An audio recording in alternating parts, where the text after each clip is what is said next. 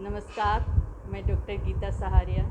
आज अंतर्राष्ट्रीय योग दिवस पर मैं ये संदेश देना चाह रही हूँ अपने स्टूडेंट्स को, पेरेंट्स को और अपने फ्रेंड्स को और समाज के सभी वर्ग को कि यदि हम शास्त्रों द्वारा अपनाए गए नियम रखेंगे जारी तभी हम स्वस्थ रख सकेंगे, क्योंकि हम एक ऐसी समस्या से जूझ रहे हैं, एक ऐसे अदृश्य शत्रु से मुकाबला कर रहे हैं जिसके बारे में हमें ज़्यादा जानकारी नहीं है। जितनी जानकारी हमारे वैज्ञानिक जुटाते हैं उससे ज़्यादा शक्तिशाली होकर वो हमारे सामने आ जाता है। और हमारे जो हथियार हैं जो हमें मिले हुए थे, लाइक आईवार, रेमडेसिविर, प्लाज्मा थेरेपी, ये सब भी उसके सामने कारगर सिद्ध नहीं हुए हैं। आखिरकार हमारी गवर्नमेंट ने इन सब पे भी बैन लगाया है। अब हमारे पास क्या है? वैक्सीन एक हमारी बहुत बड़ी उम्मीद है जिसको हम सबको लगवाना चाहिए, लेकिन एक और अचूक ब्रह्मास्त्र है जिसके बारे में हम क्यों नहीं सोच रहे हैं। जरा हम अपने शास्त्रों की तरफ देखें। योग और ध्यान, प्राणायाम, ये चीज़ें तो ऐसी हैं कि हर बीमारी से, हर वायरस, बैक्टीरिया से लड़ने में सक्षम हैं। जब परमात्मा ने मनुष्य को इस सृष्टि में भेजा था तो इसके पहले ही उसने वो सामग्री यहाँ भेज दी थी कि जिससे मनुष्य स्वस्थ और सुरक्षित रह सके। ये तो मनुष्य ही कुछ अपने स्वार्थ में, कुछ लालच में इस तरह से आगे बढ़ता गया, ऐसे विकास में आगे बढ़ता गया कि उसने पुरातन चीज़ें पीछे छोड़ दी और उसका खामियाजा हम आज भुगत रहे हैं। पिताजी, योग ध्यान में आपकी दिलचस्पी कैसे हुई? योग और ध्यान में मेरे पिताजी की बहुत दिलचस्पी रही है। तो एक तो कारण मुझे अपने परिवार से भी मिला और फिर मैंने देखा कि मेरी माँ की दिलचस्पी नहीं रही। तो मैंने वक्त के साथ साथ देखा कि मेरी माँ बीमार होती गई, डायबिटीज़, ब्लड प्रेशर। उनको एलोपैथी पर इतना अटूट विश्वास था कि वो सिर्फ डॉक्टर के पास जाती थी और फिर उनको हार्ट की सर्जरी भी करानी पड़ी। और आज जब मैं उनको बेड पे देखती हूँ तो सिर्फ हम पछता के रह जाते हैं कि हम इनके लिए कुछ नहीं कर सके। और मेरे पिताजी को मैं अभी योग वक्त की बात कर रही थी तो उनको इस समय एक लाइलाज बीमारी ऑलरेडी उनको इस समय हो गई थी और कोरोना का सीवियर उनको इन्फेक्शन हो गया था, लेकिन वो योग और प्राणायाम से उन्होंने अपने आप को इस उम्र में, 78 की उम्र में सुरक्षित निकाल लिया। हॉस्पिटल नहीं जाना पड़ा।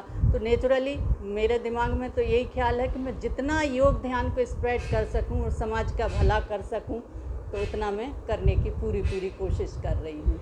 क्या योग में सारी बीमारियों का इलाज है? जी हाँ, योग में सारी बीमारियों का इलाज है।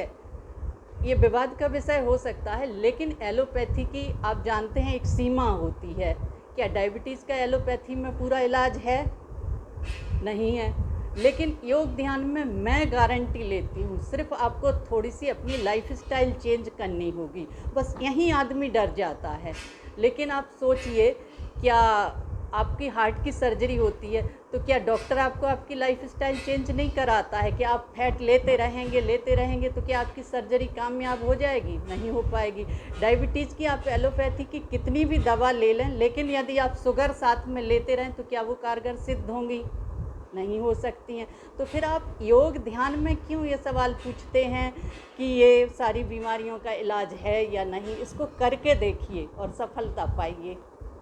इसी लहर में बच्चों के प्रभाव होने की चर्चा है। क्या योग ध्यान से इसमें लाभ हो सकता है? हाँ जी, इसमें बिल्कुल लाभ हो सकता है, क्योंकि आजकल हमारे बच्चे वैसे ही डिप्रेस्ड हैं, 1 साल से घर के अंदर हैं, स्कूल नहीं जा पा रहे हैं, तो उनकी इम्यूनिटी वैसे ही वीक होती जा रही है। लेकिन यदि वो योग ध्यान करेंगे तो इससे उनमें क्या आएगा, एक हैप्पीनेस स्प्रेड होगी उनके अंदर।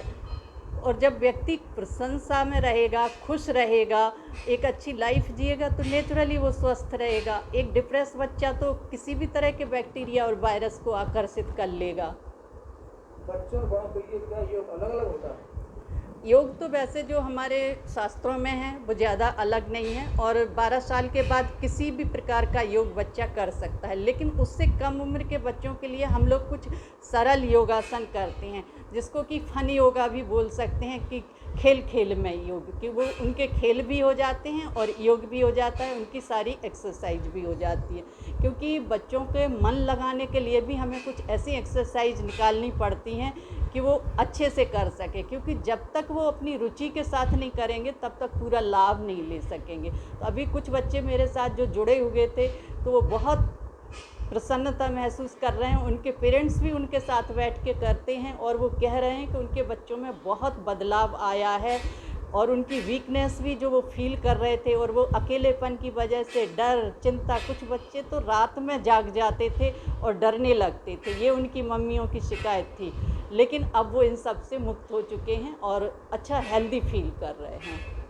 कल योग दिवस है, योग दिवस के मौके पर आप युवाओं को, बच्चों को, बुजुर्गों को और महिलाओं को क्या संदेश देना चाहेंगे?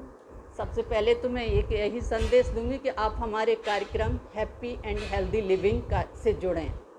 आप एक बार इससे जुड़ के देखें, आपकी इम्यूनिटी भी बूस्ट होगी और आप एक अपने अंदर ऐसी हैप्पीनेस फील करेंगे जो आपने पहले कभी नहीं की होगी, क्योंकि आप अच्छी तरह से समझ रहे हैं कि आपका हेल्थ कभी प्रायोरिटी पे नहीं रहा, लेकिन अब वक्त ऐसा आ गया है ये महामारियों का कि अब हमारी प्रायोरिटी पे केवल हेल्थ और हेल्थ फर्स्ट, फिटनेस रहना चाहिए।